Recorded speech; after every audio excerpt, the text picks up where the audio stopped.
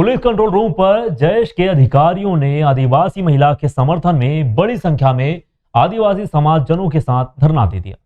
समाज की महिला ममता खराड़ी पर महाकाल थाने में झूठा प्रकरण दर्ज करने का पुलिस पर आरोप लगाया गया। लगभग 1 घंटे चले प्रदर्शन के दौरान समाज के पदाधिकारियों ने एएसपी जयंत सिंह राठौर को कानून की किताब दिखाते हुए अपने अधिकार की धाराएं गिनाई।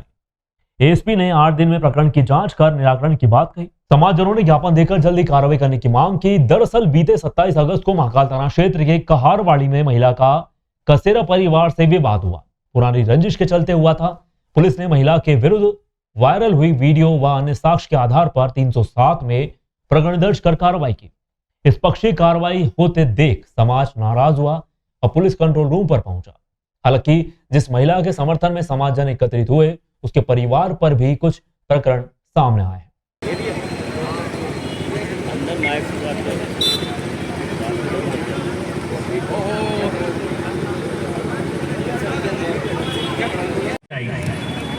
अरे मैं गारंटी ले रहा हूँ यार, सबके सामने ले रहा हूँ,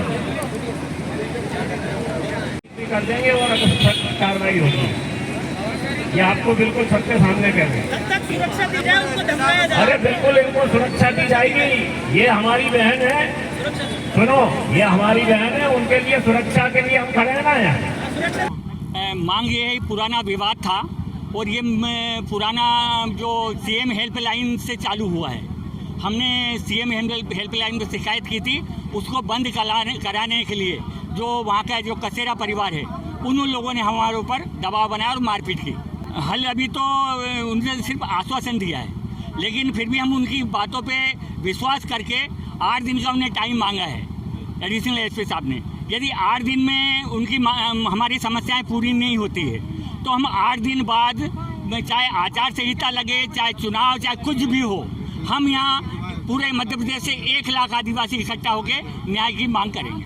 जी हाँ, ये हमको ऐसा लगा कि साहब लोग जो एडिशनल एसपी और ये जो बड़ी बड़ी रैंक के थे, इनको कानून का ज्ञान नहीं है। जब आरपीसी सीआरपीसी बुक में लिखा है उसको मानने को तैयार नहीं है, तो फिर ये कि इनको एडिशनल एसपी कलेक्टर एसपी कौन ने बना दिया? ये बड़ी बात सवाल उठता है।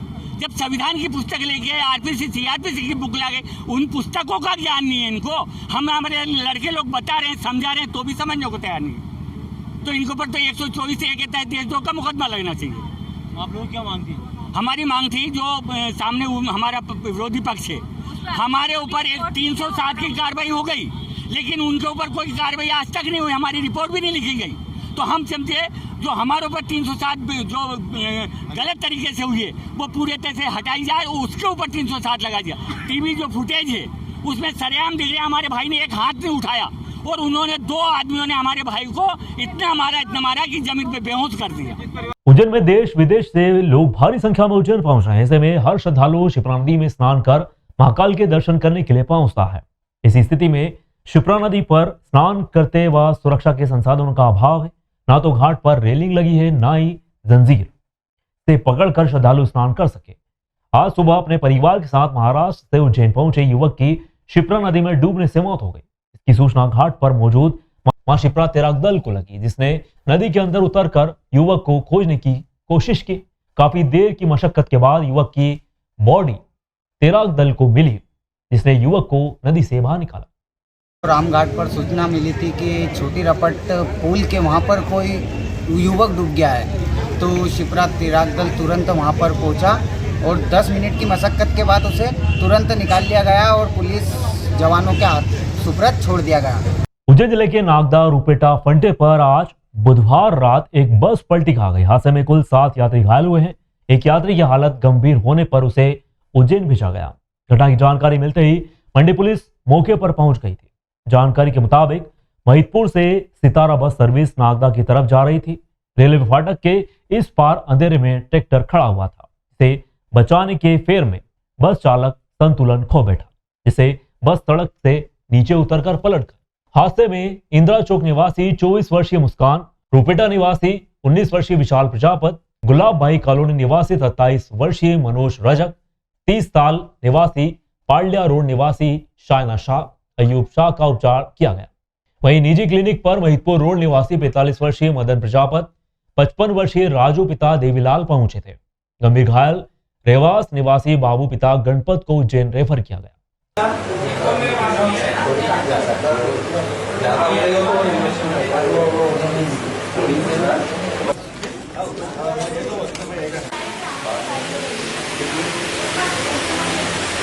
घटनाक्रम ये हुआ है कि सर ये सितारा बस है ताल और नागदा के लिए। ये अभी शाम को उधर से आई है और जैसे हम उधर से आया तो यहाँ बस पलटी खाई हुई थी, तो फिर हमने उधर से अंदर से निकाले हैं और अभी नीचे वो खाई में बस गिरी थी, तो उधर से भी हमने पलटी दे के नीचे से पूरा क्लियर कराया कि कोई अंदर फंसा तो नहीं है, तो उधर भी नहीं है। और जो 2-4 मोबाइल मिले थे वो हमने प्रशासन को कितने लोग घायल है लगभग इसके अंदर?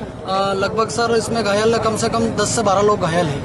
रुपेटा के पास में बस है वो पलट गई है, जिसमें 20-25 के करीब यात्री थे।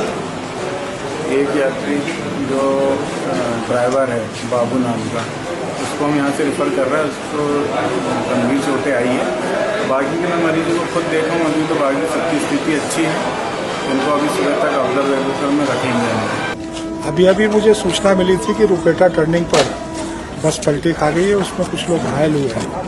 जब मैं उस तरफ जा रहा था तो पता चला कि उनको अब सुरक्षित निकालकर हॉस्पिटल की ओर ले जाया गया है। तो यहाँ उनके हाल जानने के लिए मैं यहाँ पहुँच गया था और मैंने देखा सभी लोग जो घायल हैं वो सुरक्षित हैं। एक निश्चित रूप से उनके सिर वगैरह में इंजरी है, तो इन्वेस्टिगेशन वगैरह ठीक से हो जाए, इस कारण से तहसीलदार साहब ने, मेडिकल ऑफिसर जी ने उनको उज्जैन रेफर किया है। लोडिंग वाहन में चालक गोल्डन पंप पर डीजल डलवाने पहुंचा था। रॉन्ग साइड से महाकाल मंदिर लौट रहा था, सामने से आ रही बाइक से टकराया वाहन, बाइक चालक गंभीर। हादसे में बाइक क्रमांक MP13 ZC 7597 पर सवार 2 युवक गंभीर रूप से घायल हुए। अरे मैं घर पर खाना खाकर निकला यार, घूम जाता है। म्यूजिक वाले भैया कलर जा रहे थे और ये जो बाइक वाले भैया है ये तो महाकाल के रोड पर आ रहे हैं।